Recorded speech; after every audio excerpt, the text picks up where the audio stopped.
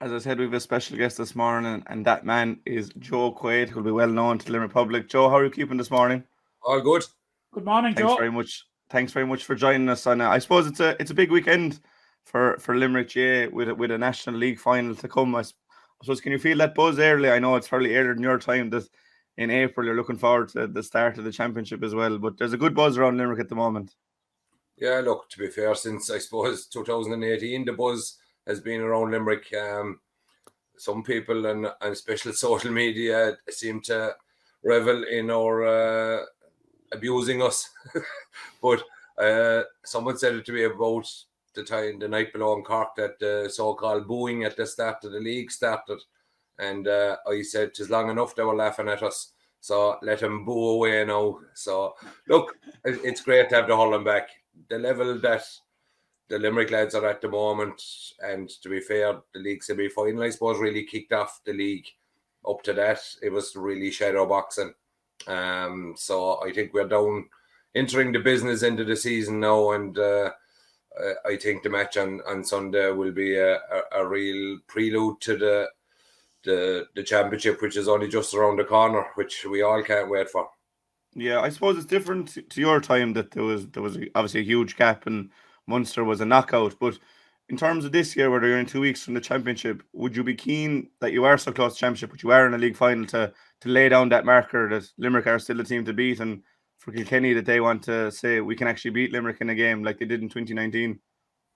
Look, I suppose Kilkenny have been the closest to us, really, apart from probably Clare last year over the two matches. But look, it's a league final.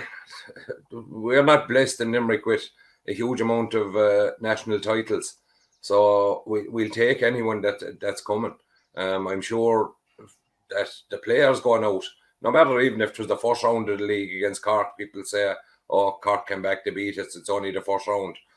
Like, as a player, when you're out, whether it's you're going in a sprint at training against another lad, whether it's a practice match, whether it's a club match, every match you go out, you want to win. You know, so I don't buy into this thing of they eased up from any team, whatever 15 are out, or they want to win a game, and it'll be no different on Sunday. Kilkenny will definitely want to win it. I suppose it's nearly more important for them to lay down a marker that we're on your coattails, we're coming after you. We nearly got there last year, and to be fair, sitting in the stand in Croke Park last July, if Kilkenny had beaten us, I think it would have been a case of we would have turned around to the Kilkenny supporters and said, "Well done, you deserved it." But luckily, thankfully, our lads got us over the line. Yeah, I think it's fair to say they're the two best teams in the country. There's no doubt about that. But we'll get back to the league final in a while. When you were playing in the 90s, it was, I suppose, a real golden age for hurling, that there was so many teams winning All Irelands. I know you came up short twice, obviously, but you had Offaly and Wexford and Clare and these teams coming through. Was it a better, more interesting game back then, or do teams like Kilkenny and Limerick that dominate bring other teams to a higher level? Look, I suppose I've looked back between John de Cova did a lot of All Ireland goals and Limerick Goals and things on, and of course we thought we had the best game in the world, the most skillful game. And Jesus, lads, some of the matches were dire. The standard in it was poor in comparison to these days. But could you beat it for excitement? Probably not. Like, we played 2 league matches. I think it was late 97, possibly. Late 95, 96. And we Tip and Clare two Sundays in a row on the Gaelic grounds for a league match before Christmas. And there was 22 and 26,000 people at it. You'll be lucky to have that at some of the championship matches this year. So excitement-wise, it was probably more accessible as well. Matches weren't as dear to get into, and it was a real family day out. There was many a man that went to a match on a Sunday and didn't arrive home till a Tuesday as well. Like, you'd be in Thurles, you'd make your way back through players included. Air Cross, Newport, coming back from Cork, you'd stop in Malone, Charleville. You know, there were different times. The skill levels and the fitness levels at the moment are just gone through the roof. Look, I think I describe it as back in our day, it was our hobby. It's these players' lives. Yeah, true, very true. I suppose is there any part of you and Matt, you can chime in here as well, that misses, I suppose, it's so much about efficiency now. Do you miss kind of a high ball going in 50-50 between a forward and a defender? And I suppose you would have had a very good view of it in goals. That there's very little of that now. It's very precise, and as I said, the skill levels have gone up. But do you miss that kind of the clash of the ash, as we call it? Would you believe I was at a junior match between 𝘠𝘬𝘁 and 𝘕𝘰𝘦𝘁𝘁 Sunday evening, and it was the first match I saw hurley broke in I don't know how long, and a hurley that just snapped in half. Like, to be fair, that side of the game is gone. There's the ground hurling is gone. It's all about possession. It's all about safe transfer of the ball. Like back in our day, and especially me playing in goals now. When you look at me playing and you look at Nicky playing, Nicky is just the complete artist of goalkeeping. He's the quarterback. He restarts every game. He sets up most attacks. In our day, you got it and you lumped it as far as you can. Like, I'm still listening to the abuse over the puck out in the so-called quick puck out in 94. Like, I often said that we were actually we were market leaders in it, but myself and 𝘠𝘱𝘰𝘪𝘍𝘗 were ahead of our time. A quick puck out from a 𝘠𝘱𝘰𝘪𝘍𝘗 to 𝘱𝘰𝘪𝘍𝘗 in Croke Park a couple of years ago. There were two heroes. We were two villains. So, yeah, I know.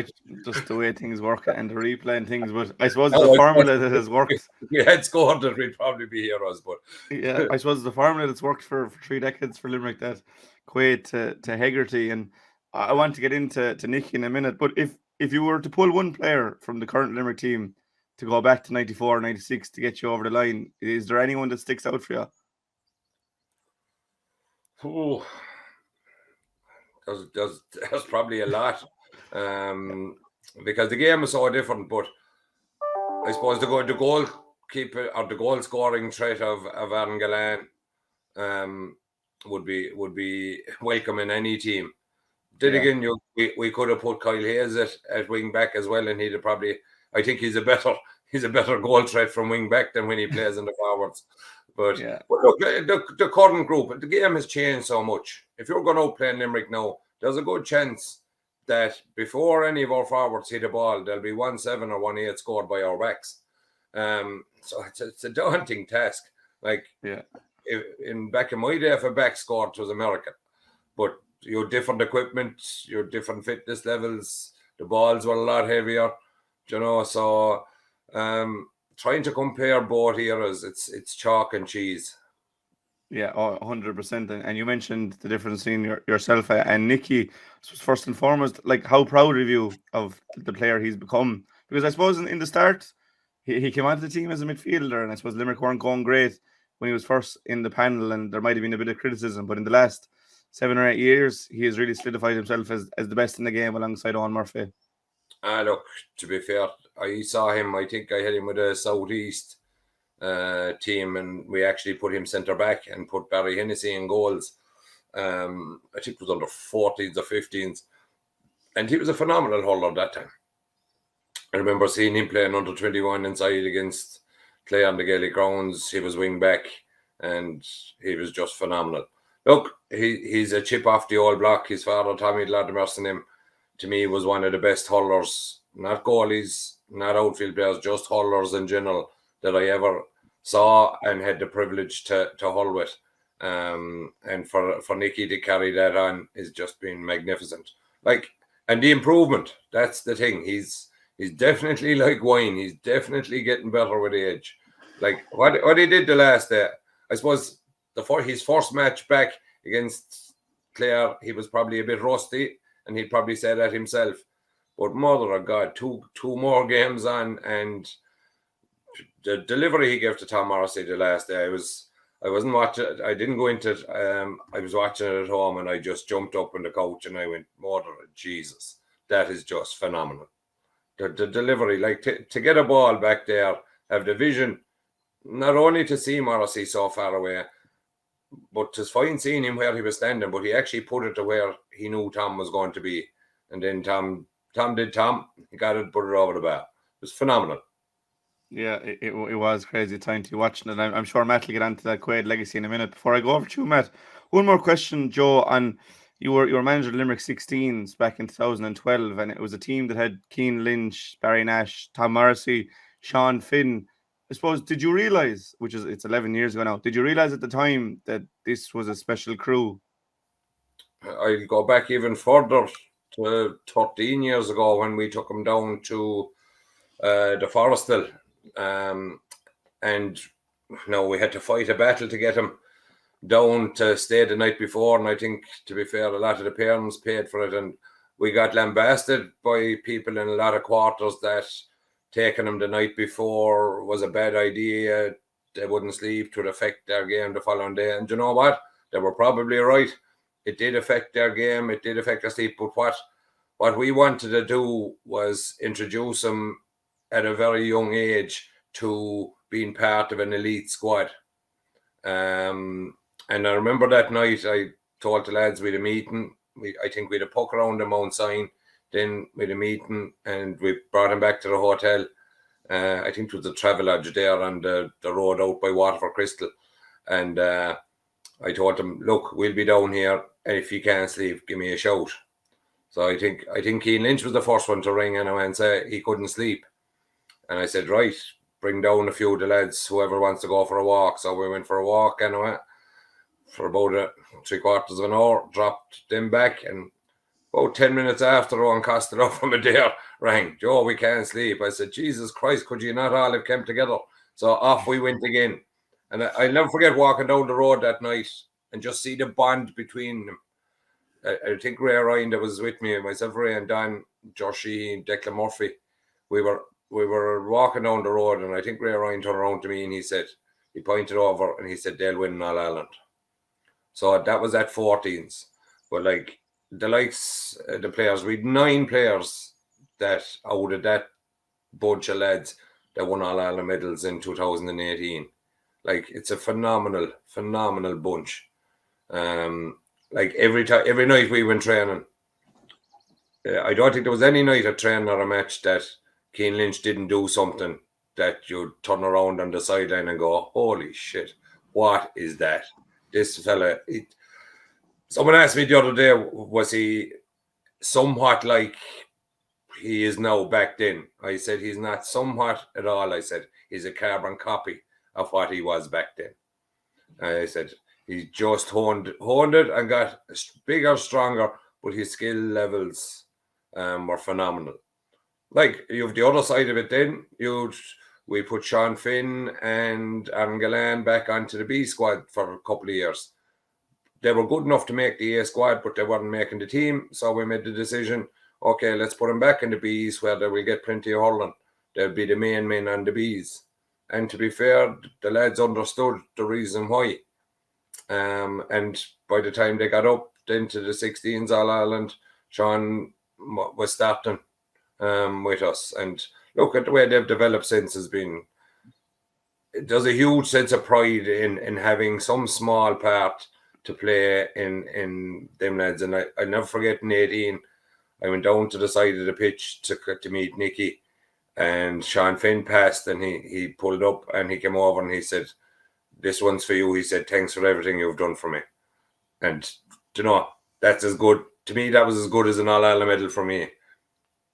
Oh yeah, sure. The role you played is huge, and you can see it in those players' development. And it's nice to hear about how together they were as a squad, even so long ago, because you can still see the camaraderie in the team and the great work people like you did to bring Limerick to where it is now. And Matt, I'll throw it over to you there, because I know there's so many routes we can take with this conversation. Joe, I just want to go back to you briefly again. I don't like reminding you over the course of the 90s and this disappointment. And when we reflect back on the 90s, we tend to reflect back on the defeat against Offaly. But the defeat against Wexford 2 years later, when Wexford were reduced to 14 players, I think that was probably the harder one to take, was it? I totally agree with you. We got caught against Offaly, no doubt. But the Wexford game, it was a game we started well. We were up a man. And for just some strange reason, we never performed. And I've often said it, and no disrespect to any Wexford people listening to this, out of all the Munster teams we met that year, and even looking back at the match, Wexford were probably the worst team we'd met outside of Munster, that year. And I could never figure out how in the name of God Wexford turned us over that day, until maybe 2 years ago, and I saw Liam Griffin's 𝘚𝘱𝘵 𝘔𝘬𝘪𝘢𝘵, and he had him just so right. He was ahead of his time with sports psychology and everything, and just I remember sitting down watching it and I'm going, now I understand. They were just so mentally strong and mentally prepared going in against us. They found a way to win. And to be fair, I did a podcast there with the Wexford Hurling podcast people there a couple of weeks ago, and Billy Byrne was on it, and he actually kind of half agreed that Wexford team were probably coming to the end. They were probably better in 91, 92. They were getting to league finals. Like you look at it, the likes of Shawnee Flood, George O'Connor, John O'Connor, they were all coming to the end of their career. So they probably would have deserved being good enough to win one earlier in the time. But definitely the disappointment from personally myself in 96 was far worse than the shock of 94. Joe, how much of a consolation, if any, was winning the league in 97? I suppose that time, Matt, the league it meant a lot more than it did now, probably, to the general public anyway. I know as players, any national medal you win means a lot. And it was a really strange league, because it was split in two, and one was played after the All-Ireland, I think. Or the final was played after the All-Ireland. The round robin of it was played early February, March, that way. So we got knocked out of the championship that year, I would say, in June, late June, and we weren't back again till August. I remember going down to we'd play Kilkenny in the semi-final, and I'd say we gave ourselves even no chance going down, because Kilkenny had only been knocked out of the championship a couple of weeks. But we put in a magnificent performance then against Kilkenny below in Nolan Park and beat them. And we came back up then to play Galway in Cusack Park in Ennis, and place was absolutely wedged. And we beat Galway. So it meant a lot to us. Look, it's only looking back now, Matt. And I wasn't a great one for doing it. I suppose the older I'm getting, the better I am, is looking back at the medals that you have. I hadn't massing them up to, I suppose, a couple of years ago. And what really gave me mass in my medals was after my father passed away there 2 years ago. I found a box at home with his All-Ireland junior medal in 54 and his Munster senior medal in 55, and the two of them thrown in a box. And to have them, and I suppose to think of what they went through to win them, I suppose it sums up what the likes of Declan Hannon said after the All-Ireland in 18, that, and I thought it was a magnificent speech. He made it about, he thanked everyone that had gone before to him to that point. And I suppose you could go back to our legacy with Mackey's Greyhounds that my father played on, the team of the 80s that couldn't get over the line, us in the 90s that couldn't get over the line, and then to see our captain in 2018 coming out with that, and felt like he was speaking to every one of us as well as the crowd. It was magnificent. Look, we're in great times now, Matt. The league on Sunday, will that mean a lot to the lads? I'm sure if you ask any of them, it'll mean a huge amount. Yeah, because I suppose it's part of their psyche, and I suppose part of their success stories that they want to go out and win every game. I think that's the way they're built. I haven't seen them training, but I remember back in our day, Matt, you probably remember it. There could be 2,000 or 3,000 people inside the training, if for nothing else, just to see Sean O'Neill and Mike Houlihan take lumps out of each other for an hour. You know, if there was open training sessions now, I'd say you'd have 10, 15,000 inside marveling at the skills of 40 players that are probably on the panel. You know, so it's, I'd say the competition in-house games there would be more vicious than probably some of the championship and league matches. Joe, can I take you back again and touch on the academy and your involvement with the underage structure? By any benchmark, I suppose, when you compare with what went before it, the whole academy system has been a runaway success. Like, you know, there were decades there when, you know, it was an achievement to get to a Munster minor final. In the last decade, we have won 4. Likewise, with under 21, we've won 4. You know, it's you know, by any benchmark, the whole system and the lifting of the treaty is a success. Yeah, and look, I think to be honest, it even started before the academy was called the academy nearly. I remember going in there in 2010, I think it was, and the likes of Shane Fitzgibbon and them had been in there for a couple of years doing it with Tony Roach and the 𝘠𝘪𝘮𝘳𝘅. And I said that Tony's passing there lately. Like he never got the credit, I think, for setting up what was set up there. You know, when we went in, it was in place. It wasn't probably as slick an operation as it is now. But look, we all kind of rode in behind it and bought into it and tried to make it as slick and improve it. Little things like even getting the boys a bit of extra gear. I remember, to be fair to Don Flynn, he sponsored rolls for our players after training every night. Small little things like we knew parents would be there, bringing a kettle, a few biscuits, a drop of milk, so that the parents, while they were waiting for training, could go into the kitchen racky and have a cup of tea. Do you know, small little things like that people would think nothing of. But I know myself from traveling around with my own lads, if you're there for 2 hours of training, just something small like that, a bit of gear for the kids and something to eat after training. So they've really, I suppose, honed in on that side of it and the professional side of it. And it's paying huge dividends. Look, they're pushing themselves constantly. They're pushing themselves to be better. The one worry I'd have about it is you've lads in the academy since they were 14. Are we missing some of the late developers? I suppose is the best thing, the way you could describe it. Like, to be fair to Aaron Gillan, he was a decent under 14 hurler. He probably never really set the world alight until he went to Mary I. And that's where we really noticed him first, as in on a national scale, for playing Fitzgibbon. So it's the only worry I'd have is, are we losing a couple of good hurlers?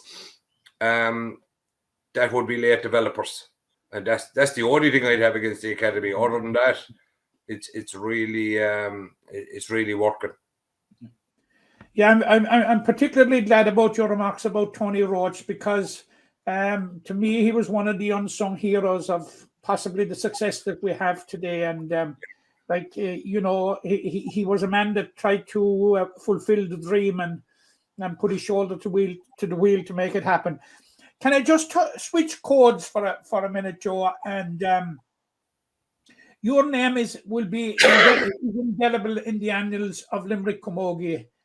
You had a fantastic few years at the helm of Limerick Camogie. Took us to places where we had never been before, particularly in 2014. Just to remind the viewers and listeners, when Limerick won 3 All-Irelands in the 1 year. We won 4 actually, Matt, I think. We won the junior, we won the Division 4 with the Right. junior. We won the Willie Banks managed the minors, and we won the intermediate. So we'd actually, I never forget going up to the camogie All-Stars that year. We'd 4 cups to bring up with us. Look, it was brilliant times. I got into it by pure default. I had gone for the minor job and didn't get it. So Sean Condon, to be fair to him, I'd say it wasn't even announced early that we hadn't got the minor job, and he got on to me and he said, will you come in with the camogie? And look, camogie was probably at a low place that time. No, we had the benefit of spending 3 years with the academy. So a lot of the things we did with the camogie, we brought it from the academy setup. And to be fair, it's hard to get people involved. We got �𝘱𝘰𝘫𝘵, he came from the academy with me. We got Herbert in, and like it was only the 3 of us really for the first year. I suppose I was collecting sandwiches and Herbert was filling water bottles. We were all kind of rowing in, you know, and I suppose it brought a certain level of professionalism to it. And look, they were an absolute pleasure. Even in year 1, I suppose they went from having 7 or 8 training to we had a panel of 36 with 2 teams out. I think the first year we won the Division 2 league. We won a Munster Junior as well, I think the first year, and we got to the All-Ireland. So, like, I suppose a lot of people would have thought that was success, but I remember pulling it after the All-Ireland in 13, and I just went, Jesus Christ, will I ever win in this bloody place? But I remember taking the girls down to under the Hill 16 after the match, and I said, we have to make one pact. I said, and I'll apologise. I said, I told you at the start of the year I'd get you to Croke Park. I said, what I should have said was, we'll win in Croke Park. And I said, we're back next year. We're going to come back. We're going to right the wrongs of it. And we did. And I suppose that time, the minors were after losing the All-Ireland minor final, I think, the week before. So we went in 2014. So we went back up, and Jesus, to see the girls and see a Limerick person walk up the steps of Croke Park to lift a national title was heartwarming, to say the least. Yeah.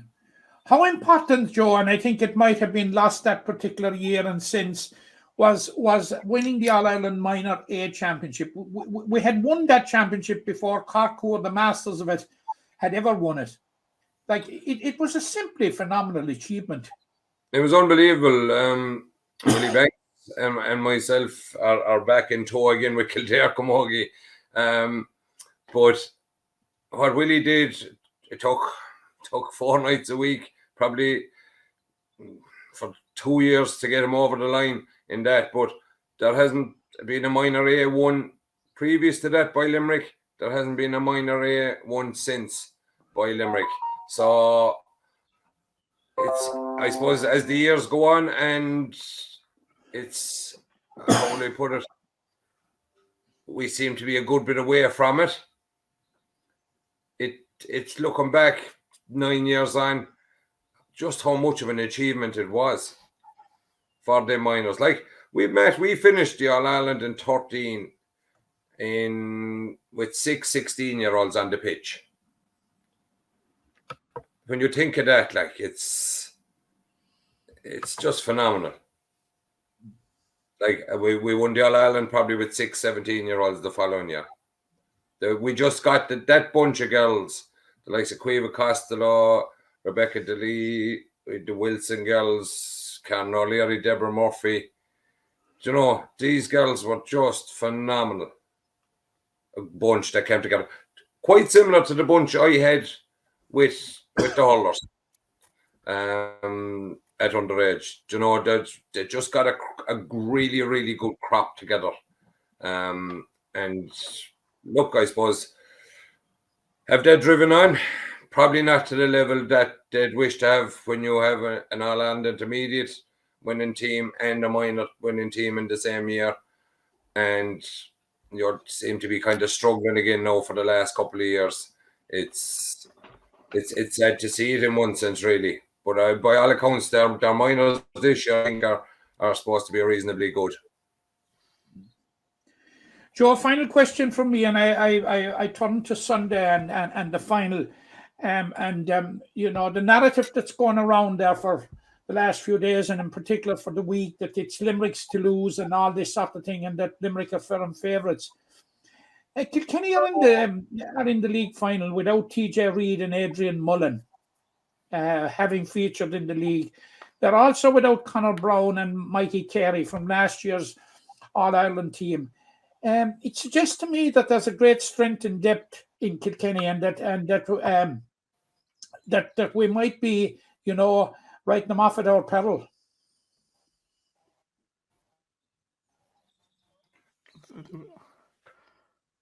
It's a bit like, I suppose, Cork years ago with my father. He said you wouldn't have Cork beat. He said until you were at home inside in bed. He said, and you had the radio on and you'd hear the result. Tis Kilkenny are the same. Jesus, you go back, Matt.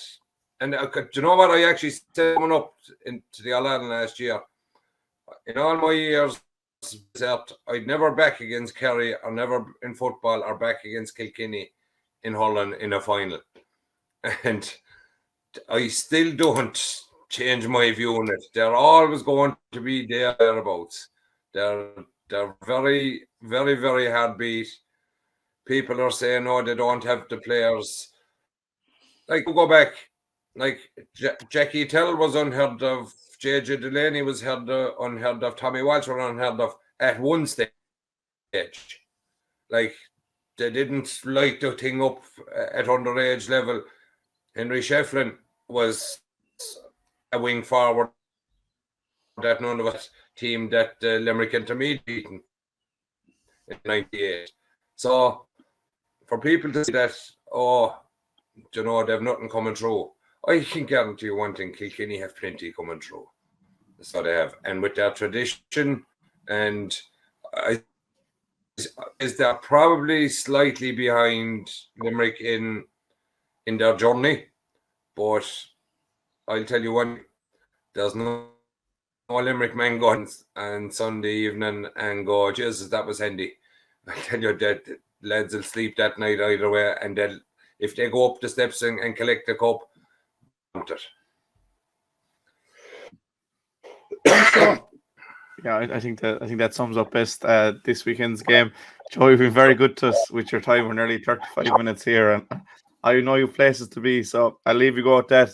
Thanks a million for coming on and giving us all those insights. I'm sure we'll have to meet up again soon to finish off, because there's so much we could go with it. Thanks very much, Joe. No bother, lads. Thanks a million. Thanks, man. Thanks, Joe. Bye.